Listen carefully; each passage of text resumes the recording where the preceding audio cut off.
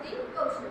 मग त्याच्यामध्ये स्वल आतापर्यंत जे आपण शिकलेला होता त्या बऱ्यापैकी सगळ्यांना समाजामध्ये राहायचं तर तुम्हाला संवाद साधला पाहिजे, संवाद केला पाहिजे, त्याच्याशी कसं बोलायचं, मोठ्यांशी कसं बोलायचं, आदर ठेवला पाहिजे आणि आपलं मनवर आपल्याला सांगता यायला पाहिजे. अशा पद्धतीने काय लागतं आपल्याला स्टेज.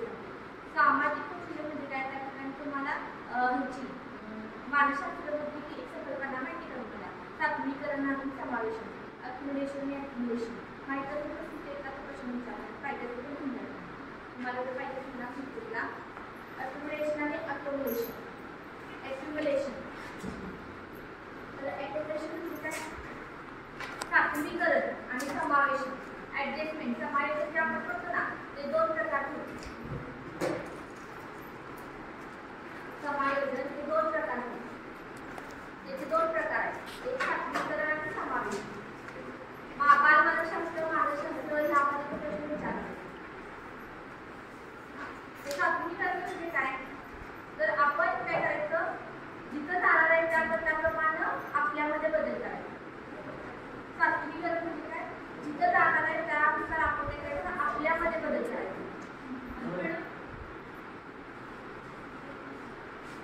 आपल्यामध्ये बदल करायचा त्याला काय म्हटलेलं आहे, सात्विकरण. आता उदाहरण तुम्हाला द्यायचं तर काय उदाहरण देता येईल, तर एखादी मुलगी नवीन लग्न झाली दुसऱ्या घरात जाते आणि त्यांच्या घरामध्ये बदल झाला, तिला गोड आवडत असेल आणि घरच्यांना जर नॉलेज आवडत असेल त्या काढते आणि त्यांच्यासाठी सरड्या सरडा काय करतोय त्या ठिकाणी काय त्या ठिकाणी त्यांच्याप्रमाणे काय करतो स्वतःच त्याला काय म्हटलेलं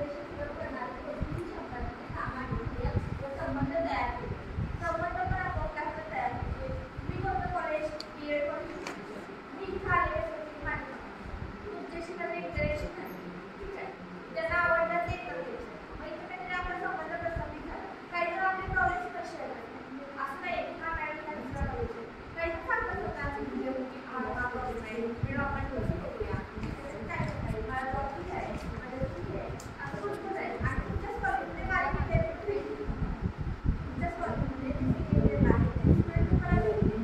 तुम्हाला आनंद झाला ते समजलं हे इथं उपयोगी पडलं. आणि ते मला सांगितलं तुम्हाला काही माहिती असेल तर आम्ही बोललेलं आहे खूप छान एवढं तरी बोललं तरी काय होतं आपल्याला तो काय झाला संबंध प्रस्थापित झाले. एक सामाजिक किंवा सोबत सामाजिक संबंध प्रस्थापित पूर्ण करत त्याच्यानंतर ऍक्टिव्हिटी सामाजिक संस्थेचे महत्व काय आहे करिअरचा प्रगत आहे. करिअर त्या ठिकाणी आपण करायला लागतो त्या ठिकाणी भरपूर लोकांच्या आपल्याला संबंध एकमेकांशी आता बॉक्सचा आधार द्यायला लागतो. आपण करायला लागतो.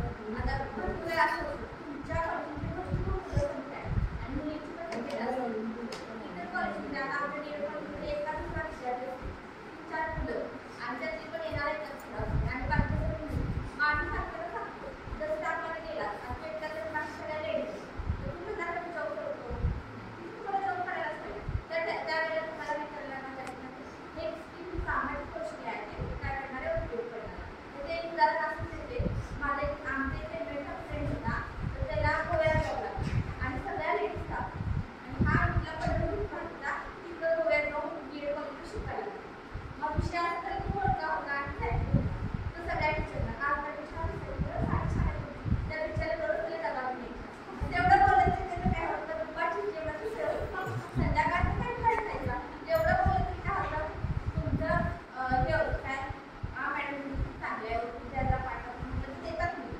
एवढं बोलत तरी देतात म्हणजे आपल्या फक्त हे स्किल आहे ते आपण कसं वापरतो. नंतर वैयक्तिक नातेसंबंध यामध्ये पण काय होतं एक आपले घरगुती असतील किंवा कॉलेजमध्ये असतील त्या ठिकाणी आपण प्रॉब्लेम्स असतील ते एकमेकांशी बोललं पाहिजे त्यांच्यासाठी आपण हिंदू इलाका केला पाहिजे आणि त्यांना आपण केलं पाहिजे सपोर्ट. बीएडला जेवढा संबंध तुमच्या शिक्षकाशी तेवढा इंजिनियरपर्यंत ग्रॅज्युएशन लेवल आहे तेवढा संबंध बीएड नाही. त्यामुळे शिक्षक तुमच्या लक्षात थोडं मानसिक आरोग्य आपलं मानसिक आरोग्य राहण्यासाठी सोशल स्किल हे फार महत्त्वाचं आहे. मानसिक आरोग्य तुमच्याकडे एक तास होईल तर काय होतं एक तास होतं काय होतं काय होणार आहे त्याचं मानसिक आरोग्य चांगलं राहील का नाही त्याला प्रॉब्लेम येतो आपण आपल्या प्रत्येकाचा विचार करतो मला हा प्रॉब्लेम मला हा प्रॉब्लेम मुली रडून वगैरे मुलांचा प्रॉब्लेम काय होतं मुलं एकमेकांशी बोलत नाही सांगत खूप मजा करते पण आपले प्रॉब्लेम्स कधी शेअर करते आपल्या मित्रांसोबत आपल्या म्हणजे जो कुठला मित्र त्याच्याशी पण शेअर करतो का असं करतात कारण त्यांना भीती वाटत की आपण जर त्याला बोलतो तर तो बाहेर सांगितलं काय करतो त्याच्यापेक्षा आपण स्वतःला ते सहन करत असतो आणि भविष्यात बघूया पुढे यातून मानसिक ताणतणाव जास्त तर अनुकूल क्षमता ॲडजस्टमेंट समाधान करायला लागतं त्याच्यामध्ये तर अनुकूल क्षमता आता तुम्ही तर फर्स्ट इयरला तुम्हाला खूप ॲडजस्टमेंट करायला लागते सगळं प्रॅक्टिकल सगळा हा वेगळा आहे तर आपण सगळं नाही हे आता सेकंड इयरला गेलं तर त्याचा सराव नाही सेकंड इयरला गेलं तर तुम्हाला काय सांगावं लागणार नाही तुमचं तुम्ही देणार आहे आणि आता तुमच्या कळावं झालं तुमच्या वर्षी होणार नाही तुम्हाला आधी भेटत असेल काय झाले आणि काय एवढं तरी कळालं सेकंड इयर इझिली होईल तर ते तिथेच बसलेला होता. आणि सामाजिक गोष्टीचे घटक त्यामध्ये पुण्यामध्ये आंतरक्रिया शिकते पालकांशी शिक्षक मित्र ह्या सर्वांची आपल्यामध्ये सामाजिक आंतरक्रिया होत असते. तुमच्यापैकी कोणी पण या एकाने कोणी पण या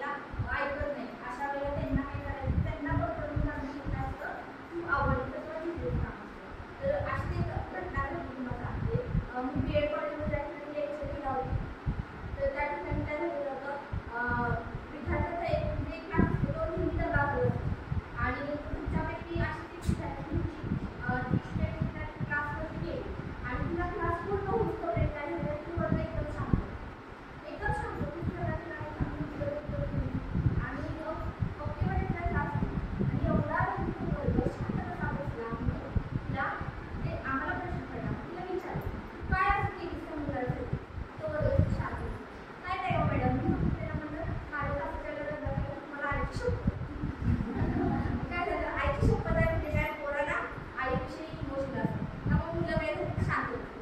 ती तिची टॅक्टर शांत असतात. ते प्रत्येकाचे काय असते वेगवेगळे टॅक्टर. काय करायचं त्या मुलाला?